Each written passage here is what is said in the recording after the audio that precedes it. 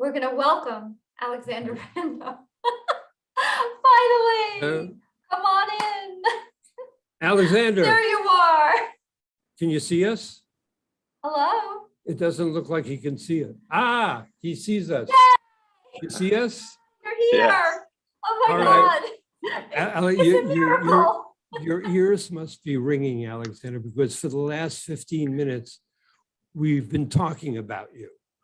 Saying terrible things. Terrible. Oh, just the most awful. No, we've been lauding your, not only your skills and talking about the game of soccer, but also we were about to launch into your program, that you're the E35.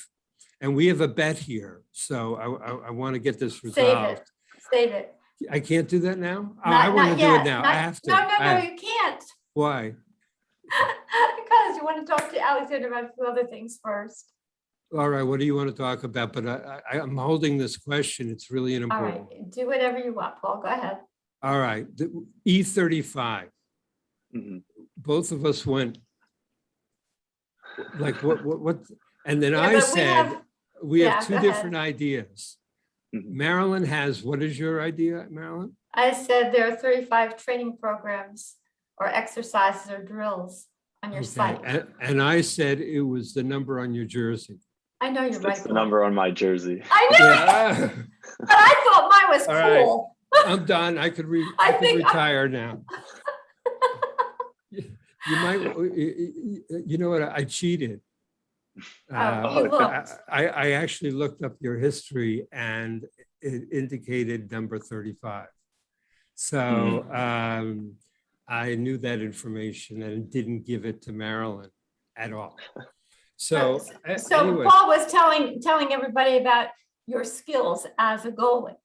It's amazing. I mean, how did not only yours, but goalies in general, what goalies need to be able to do in order to perform their skill well.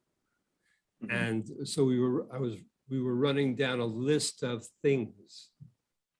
Marilyn, pick it up if you want to. Well, I'd like to hear from you. What's the most important skill that you think a goalie needs to have? I think that's a fairly hard question. There's a lot of skills. I'd say probably the biggest thing, and I mean, this ties directly into, psychology as a whole, is just having a proper mentality or having like a good mentality. Okay. Because I feel what does like that mean? What does that mean, having a good mentality? Well, so goalies are like essentially like the last line of defense. So, if you let a ball in, it's typically going to be your fault. And so it's having the ability, to move on from that and not, having that one mistake or that one instance dictate the rest of your game, dictate the rest of your season, your career, etc. So I'd say that's probably the biggest aspect, just because, like I've only been a pro for a few months now, but, having been at this level, the skills between goalkeepers and the skills, at the highest level, they're pretty much all the same. Some players are obviously more consistent and they can do things maybe a little better than other players, but the top guys have, the best mentality. So how do you, I want to know how you train for that. I mean, when the ball. So I was a little fortunate. My mom is a clinical psychologist. So I've been like exposed to, mental training techniques for a long time. When I was really little, my mom would work on like visualizing with me. That's probably like the biggest thing. I do that, that's probably my biggest mental routine I do. Is visualizing, you said? Yeah, visualizing, visualizing different instances. One thing that she told me to do is also like, visualize not a mistake necessarily, but visualize like visualize yourself after the mistake. So how you're going to react after making that mistake, or how you're going to react after something going bad. So some players, if I can interrupt, some players, if they let in a goal, get bummed out so much that they don't really recover quickly, and instead stay down emotionally, and it affects their body movement, I guess, if they're feeling heavy and depressed and like they're losers or whatever, wherever they go Yeah. with it, then they're not going to be ready for the next piece of action that's going to occur because they're so bummed out. Yeah. Is there anything in particular you say to yourself when that happens? I don't say anything anymore, but when I was younger, I'd be like, come on, Alex, you can do better there. Or just like forget about it. But what I find myself actually now is that players that I play with, they make mistakes as well. And the biggest thing I tell them is, the game is an hour and a half long, and that's a lot of time. Yeah. So if you're really getting stuck on this one instance and you're really getting frustrated about that, you're letting the game get away from you. So, with a couple of my defenders, I've been like, just completely forget about it. Like, we'll focus on it once the game's done. Okay. Do you But think that it affects other players on your team in the same way that it might affect you? Oh, totally. I mean, I think this is definitely like there's crossover with all sports, not just with positions in soccer. I've watched. I have a good friend who plays basketball at Virginia. I went to the University of Virginia before, and Right. I've watched him in a game. Essentially, he missed probably 4 free throws in a row. Like he was at the line. He missed Oh, in 2, and then basketball, right? in Yeah. basketball, yeah, Mhm. and you can see immediately that like he's not in the right space. Mhm. His shoulders kind of slump, head goes down. Mhm. And so, yeah, I definitely see, I see my own guys have reactions like that. I see, other athletes have reactions like that. Yeah, Well, do you try to help them when you see it on other players on your team? yeah.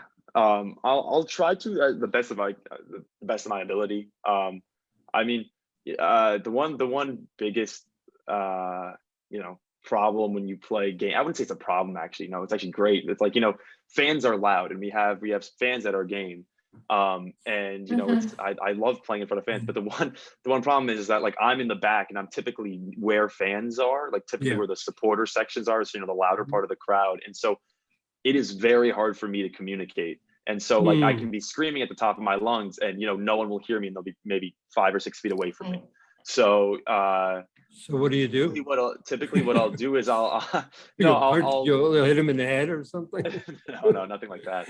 Okay. But I'll talk to them in instances when the ball isn't in play. So for Uh, example, if the team has a corner kick and everyone's on the other half, if I'm talking to a defender, maybe I'll run up to them and be like, you know do this, do that, or maybe don't think about this instance, that kind of stuff. Or there's other instances at halftime. If something happens in the first half, I'll talk to the guys in the locker room. right. And so yeah, typically what I found out is not communicating because I'm not going to be heard. So Yeah. finding the instances where it's quieter or where there's play stop to actually talk. Hmm. Hmm. This brings me to another topic that I know Alexander wanted to bring up, and that was the bringing awareness to the health issues, Mental health. Yeah. mental health issues surrounding soccer players, especially goalies. We haven't thought about that. So can you tell us how and why this is important to you? I think, well, it's definitely important to me because I've been through it. I think the biggest I shattered my left hand when I was 16. How And did you do that? I made a save, and the guy ended up stepping on my Oh, hand, and so it okay. was That's not pretty nice of him. painful. Yeah. No, not nice at all. But I was the starter at the time, and Mm. I was playing really, really well. And I was out for what the doctor said about 4 months. I had to get pins, had to get screws. Ooh. Yeah, and I came back, and when when doctors really in sports, when doctors say this is your window, it's like X amount of months, you typically have to add like 2 to 3 months onto that before you're Hmm. actually like playing at the state that you were before, or if you're actually playing in general. And so what Hmm. happens is there's only one goalie that plays, and the other goalie was doing really, really well in the time that I was injured. And so I was on the bench for a while. I didn't end up playing for another about, I think it was like 8 or 9 months. And Wow. that was probably the one of the hardest moments of my life, I was very, very depressed. And I started working with a sports psychologist, and Oh, okay. To and get you know that over, to get yeah, yeah, over just what? to get over, these mental issues that I was having because I wasn't able to play the sport I love. And so uh, What I about fear of re-injuring the same players? Mhm. Oh, definitely. That was involved. Fear of re-injury was involved. Fear. The biggest thing, this is a typical trend is like you get injury and then there's a crossover directly to confidence. Hmm. Like not being able to do the same things that you were to pre-injury. Right. You see that a lot with like ACL injuries. Guys will actually lose. I know in soccer, like guys will actually lose significant speed coming back from ACL injuries. That's why they're the bane of all injuries. Yeah, Um, including football too. yes, Yeah, But yes. yeah. uh, Um, and so, just to go back to your question, in the past couple of months, I've been speaking with youth soccer players, and I've been speaking with youth organizations, mhm. really trying to figure out what is the largest challenge or largest frustration that players are having. And across the board, I mean, like more than 2/3 of the people that I interviewed have Yeah. all said issues due to mental health. Mm. And I one of the reasons why I want to bring awareness to this is that because unfortunately, like sports psychology and just mental health as a whole is considered like A I, stigma. a stick. Yeah, there's a Yes. stigma Yeah. around it, definitely. Hmm. I've had coaches in the past who've just been like, suck it up. And I actually, for the longest time, I Yeah. was a firm believer that That's what you mental should health be able to wasn't do. Yeah. it was a Yeah. joke. I was a firm believer in that. And then And then you when I had a got hurt, mother. and then I had my mom as well. But like when when I met with the sports psychologist, and it really occurred to me, I was like, wow, like frankly, we don't train this enough, if that makes sense. Like Mm. there's not enough tension that's brought on like the mental side of things. Hmm. And what's really interesting is that like if you talk to players, at least in the soccer instance, and when I have these conversations with players, sometimes I'll ask them about like their last game they had or their last practice that they had, and Yeah. what were the areas that they struggled in. And almost Mm. 9 times out of 10 they will say, um, I put my head down after playing a bad pass, or I couldn't control a ball here, so I stopped playing that Mm. ball there. And it's like, well, those don't really sound like physical issues. Those Now it's sound like all there's a self-esteem. Yeah. exactly, yeah, like there's a block there. And this kind of ties into my second issue, where that it's probably mental health is probably the largest issue in youth soccer. I'm not going to say for youth sports as a whole, like, although I firmly believe that Hmm. mental health is probably the largest issue in youth athletics as a whole. Let me ask you I a question about that. Okay. Are you talking Yeah. about mental health or mental illness issues before they're playing soccer, or it develops when they're playing soccer? All related to the sport. Yeah, so all Hmm. related to soccer. So this is Okay. instances. So this wouldn't be um, like traumatic personal family issues that are like crossing over into the sport. This would be issues that have derived from the sport itself. From the There's such playing. high expectations, Yeah. in doing such a great job and always meeting, those goals, and those That's an expectations. It's interesting hard. comment, because I know a lot of some parents who really devote all their weekends, all their money and so on into their kids playing soccer all in different places all over the country. And they're spending tremendous amounts of money. And did the kids really experience the pressure Mhm. of Mhm. their parents' sacrifice? Yeah. And does it interfere with them being able to play it at a higher level when they feel Yeah. that kind of intense pressure? Yeah. One thing that I've actually noticed is that there's been a few times where, when I'm talking to youth players, I also typically have to get parents' permission to talk to them. And, sometimes the parent is on the call. And what happens a lot is, I'm not asking very difficult questions. They're basically like, what's the most frustrating thing for you about soccer, and like rank that 1 through 10. Like that's a question, an example question, for example. But what happens is like the parent will typically step in at certain points and be like, oh, you know, so and so, or Jimmy, like my son is really really good at you know, saving shots, or is really really good at shooting the ball and all this stuff, and the kid's not saying anything. And you know, and then you know, I'll ask the kid something and he'll be very very quiet, and you know, that may be because he's talking to a stranger, but you know, he does not have the same enthusiasm as the parent. And what you see is like, you know, yes, the kid might be very very talented, but you don't know what he actually is interested in. You know, I came in a situation where I drove, you know, I was fortunate enough to be an only child. And so my parents still devote a lot of time towards me, but they devoted a ton of time towards me when I was younger. And you know, I was the one that always pushed, hey, can we play on this team? Can I do this training? It was all driven from me. And I think, you know, that's not a typical thing. Yeah. You know, I'm going to just segue into something else, because I'm wondering if, because of your experiences, maybe this type of thing, you know, for mental health or wellness, and, you know, visualization and training more the mind for sports, got you interested in putting a program together, this E35 training program, because I think it's remarkable. It's affordable. It's going to be online. It's a virtual program. Kids can learn a lot. I don't know if you've also added the mental component, but what fueled this desire to start a program like this? E35 started actually at the beginning of the pandemic in March. And E35 essentially is a business that provides physical training sessions for players. So it's like, you know, the whole idea was that teams and clubs and kids weren't training, like, because of COVID. And, you know, there was a lot of uncertainty of what was going to happen within the youth soccer sphere. And so I thought it'd be a good idea to actually essentially build programs that players could look at on their phones and then, you know, train in their own time. So these are skills that they can do. Yes.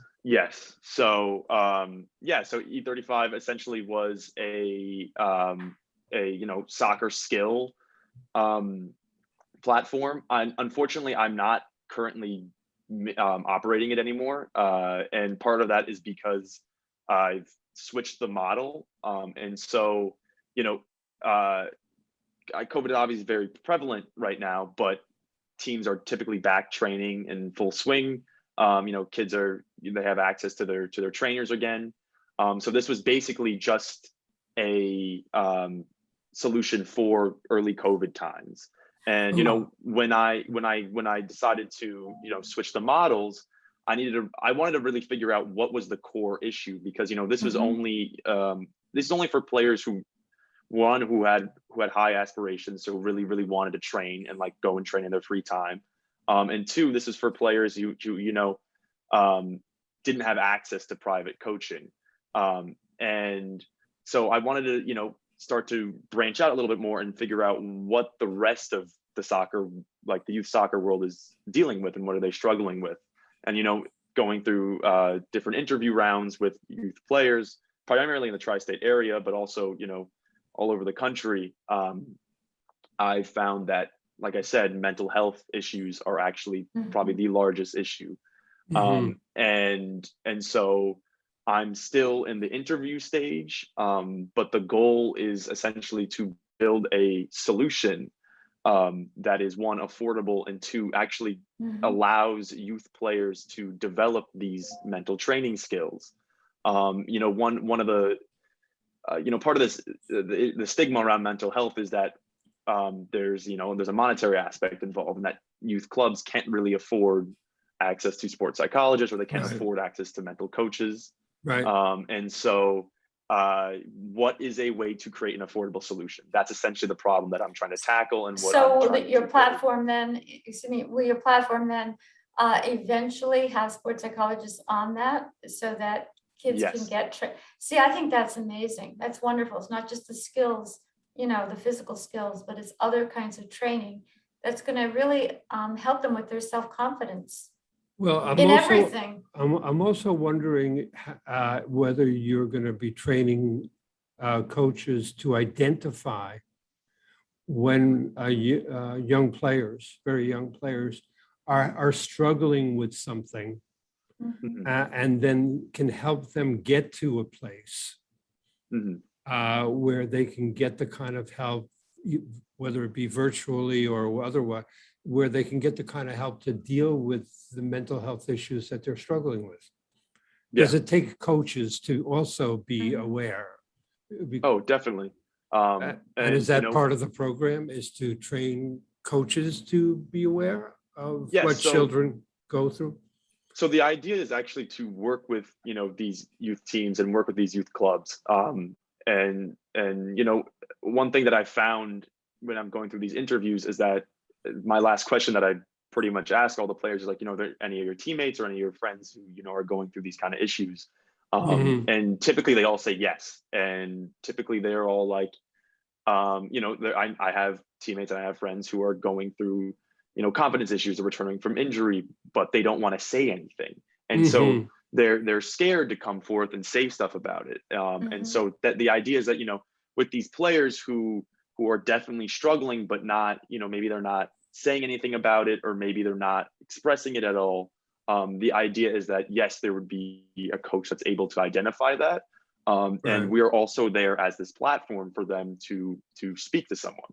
Mhm. Okay. That's excellent. That's Now really you're fabulous. looking to interview a number of more young people, right? You want people to get a hold of you, young or I guess young soccer players, to sign up, and you want to interview them to Mhm. find out more information about what they're experiencing. Did I Ye- understand that correctly? yes. So essentially, you know, I'm looking to talk to more youth soccer players, just to essentially, like, you know, like I said, keep gauging what's going on with them, and just trying to figure out what they're struggling with. So no, there's no signing up, or anything like that. I still actually don't know what the proper solution will look like, and that's one of Yeah. the reasons why I'm going through these interviews. Okay. Okay. But yes, I am looking to speak to youth So how players. can they reach you, Alex? And so I actually did put up a blurb on the E35 website saying, you know, you can leave your email here. They can also contact me directly to my business email as well, which is alexander@e35training.com.